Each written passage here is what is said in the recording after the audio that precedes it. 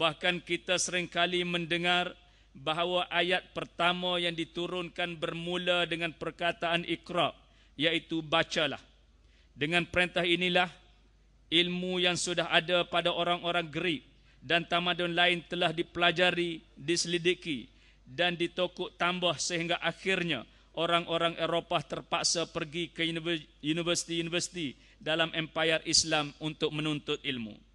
Hadirin dan hadirat yang dikasihi sekalian, di dalam banyak-banyak ilmu yang diterokai oleh orang Islam ialah ilmu pertanian. Di dalam ayat Allah Subhanahu Taala menyatakan kuasanya yang menurunkan air hujan dari langit dan menumbuhkan tumbuh-tumbuhan dari bumi yang kering kontang seperti zaitun, kurma dan anggur. Ayat-ayat seperti ini secara tidak langsung merupakan gesaan kepada setiap pembaca Al-Quran untuk mengkaji dan menerokai ilmu pertanian. Dalam sejarah, inovasi pertanian diperkenalkan oleh jurutera dan peladang Muslim seperti bentuk baru penyewaan tanah, pembaikan dalam penyaliran, pelbagai kaedah pengairan yang moden, pengenalan baja dan sistem pengaliran yang meluas, serta pembangunan sistem penyaliran berasaskan aliran graviti dari sungai dan mata air. Berdasarkan catatan sejarah dan para ilmuwan termasuk dari barat, sistem pertanian pada era kerajaan Islam Spanyol merupakan sistem pertanian yang paling canggih yang pernah disusun oleh kecerdikan manusia. Ini kerana budaya ilmu yang ada dalam Islam telah menghasilkan banyak perubahan. Pada masa itu, seluruh Eropah sedang bergelut dengan isu perhambaan.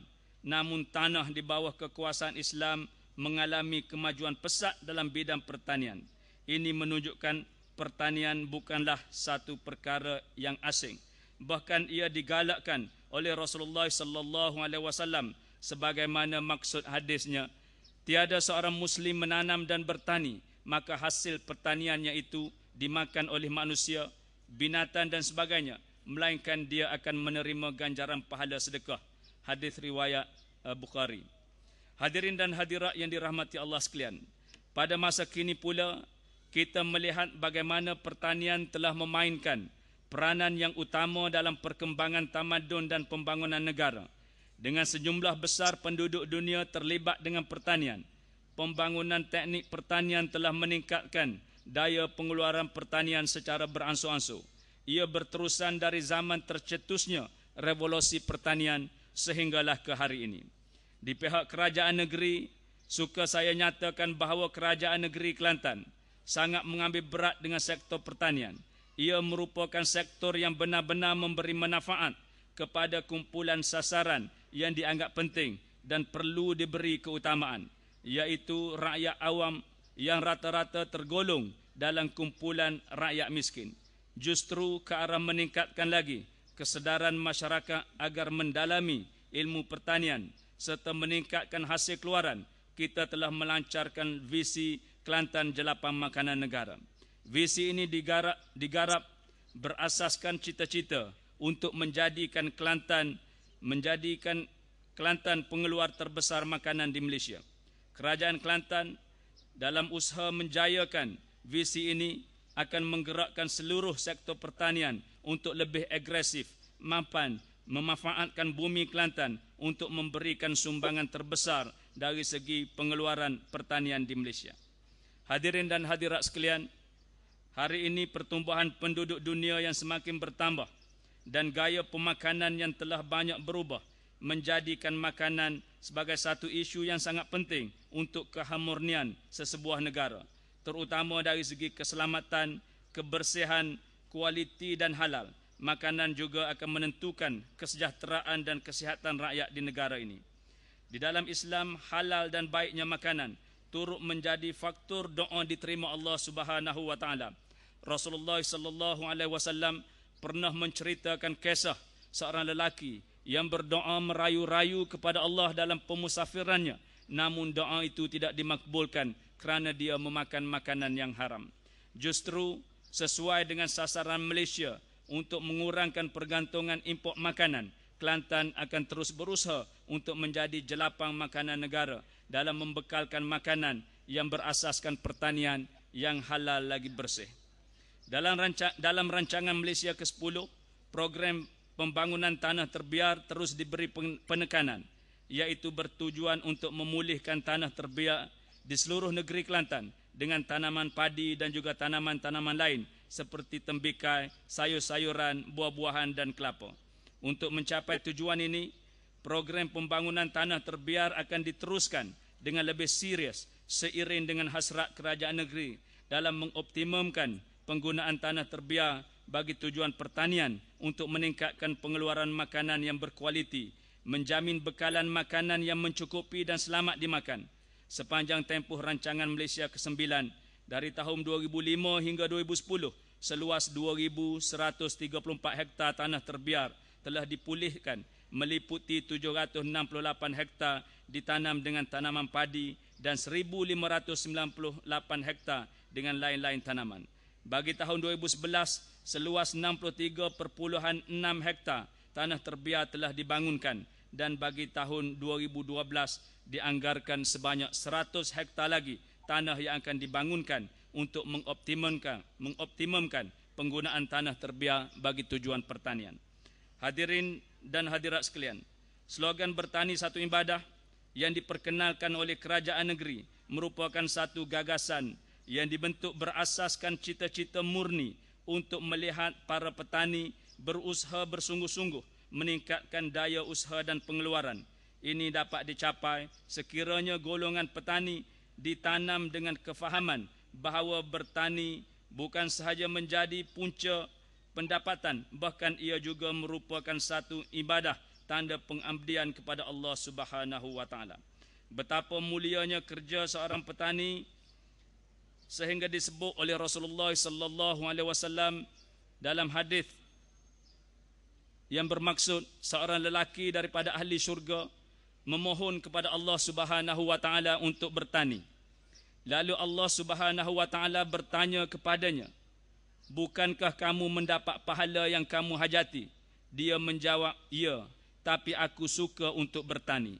Lalu dia menaburkan benih dan tumbuh dalam sekelip mata sehingga membesar seperti bukit. Lalu berfirman Allah Subhanahu wa taala, "Makanlah tanamanmu wahai anak Adam, kerana kamu tidak kenyang daripada menikmati nikmat itu." Hadis riwayat Bukhari. Demikianlah mulianya kerjaya seorang petani sehingga diberikan keizinan oleh Allah Subhanahu wa taala kepada mereka untuk bertani di dalam syurga. Justru penganjuran expo seperti ini saya harapkan telah membantu untuk mencapai visi yang telah digariskan oleh kerajaan. Ini semua usaha-usaha yang murni yang telah dilaksanakan oleh kerajaan negeri melalui Jabatan Kuasa Pertanian, Industri Desa dan Bioteknologi. Tahniah saya ucapkan kepada semua pihak yang terlibat dalam melaksanakan gerak kerja yang murni ini. Harapan saya agar expo yang telah dilaksanakan selama 5 hari ini memberikan manfaat kepada semua pihak yang terlibat, dan semoga setiap amalan yang kita lakukan mendapat ganjaran di sisi Allah Subhanahu wa taala. Demikian ucapan daripada Yang Amat Berhormat Datuk Bentara Setia, Menteri Besar Kerajaan Negeri Kelantan yang diwakilkan kepada saya. Pada hari ini juga kita dalam majlis penutup ini diserikan dengan satu perjanjian yang akan ditandatangani di antara Kelantan Biotech Corporation bersama tim BioVision yang bertujuan untuk memajukan industri di negeri Kelantan, membangunkan Green Valley Biopark bertempat di Tanah Tinggi Lodging, yang mana matlamat penubuhannya adalah untuk menjadi pemangkin ke arah transformasi model baru pertanian di Tanah Tinggi Lodging yang menjadi pertanian yang berasaskan teknologi tinggi, bioteknologi bernilai tambah dan berasaskan pengetahuan, dan juga bagi menjalankan penyelidikan dan pembangunan dalam bidang pertanian lestari, organik dan berasaskan biodiversity. Juga sebagai menggalakkan pemindahan pengetahuan dan teknologi di antara institusi penyelidikan, institusi pengajian tinggi, NGO, syarikat-syarikat swasta serta usahawan dan para petani. Jadi makna ini sekali lagi Kerajaan Negeri Kelantan melalui Kelantan Biotech Corporation dalam kerangka untuk meningkatkan hasil pertanian di negeri Kelantan telah mengambil langkah yang besar, iaitu untuk mengadakan satu Green Valley Biopark di Tanah Tinggi Lodging. Jadi saya juga mengambil kesempatan di sini mengucapkan tahniah kepada Kelantan Biotech Corporation dan kepada pihak tim BioVision. Terima kasih di atas kesudian datuk-datuk, tuan-tuan dalam tim BioVision untuk memberikan sumbangan kepada negeri Kelantan, terutamanya kepada seluruh para petani di negeri Kelantan. Jadi bagi pihak diri saya pula sekali lagi mengucapkan terima kasih kepada semua pihak yang menjayakan Expo Pertanian Negeri Kelantan 2012 sepanjang 5 hari ini. Aqulu qauli hadza wa astaghfirullahal azim li wa lakum. Wassalamualaikum warahmatullahi wabarakatuh.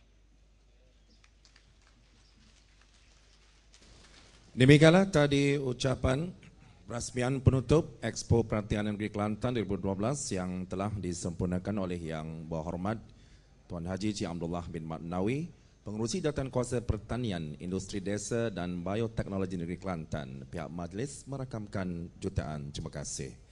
Hadirin hadirat yang muliakan, majlis diteruskan lagi dengan majlis menandatangani perjanjian usaha sama di antara Kelantan Biotech Corporation dengan tim BioVision.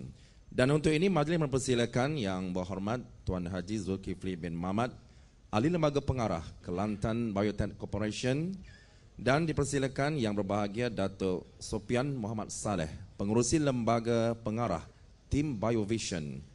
Disaksikan oleh Yang Berhormat Cik Abdullah Nawi selaku Ahli Lembaga Pengarah Kelantan Biotech Corporation. Dan disaksikan juga oleh Encik Wan Izzuddin Wan Sulaiman, CEO kepada tim BioVision untuk menandatangani perjanjian usaha sama. Mohon dipersilakan.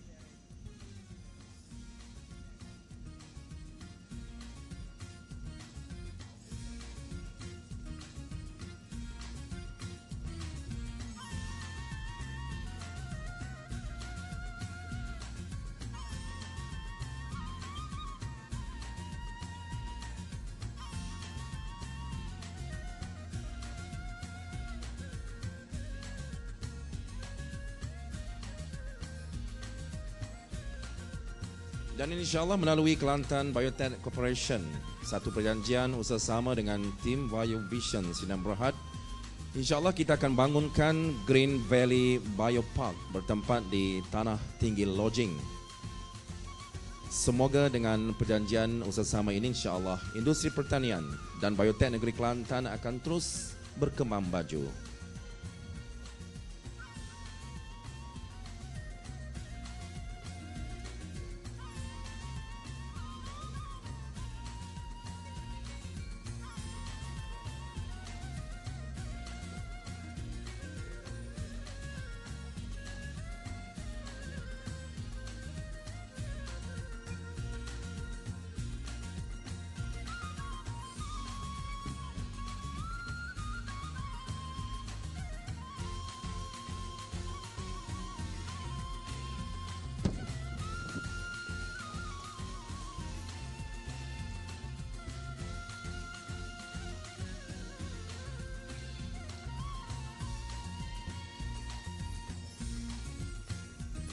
Okey, itu dia perjanjian dah dimeteraikan. Terima kasih kepada Yang Berhormat Tuan Haji Zulkifli Mamat mewakili Kelantan Biotech Corporation, dan juga terima kasih kepada Yang Berbahagia Datuk Sofian Muhammad Saleh, Pengurusi Lembaga Pengarah tim BioVision, dan juga terima kasih kepada Yang Berhormat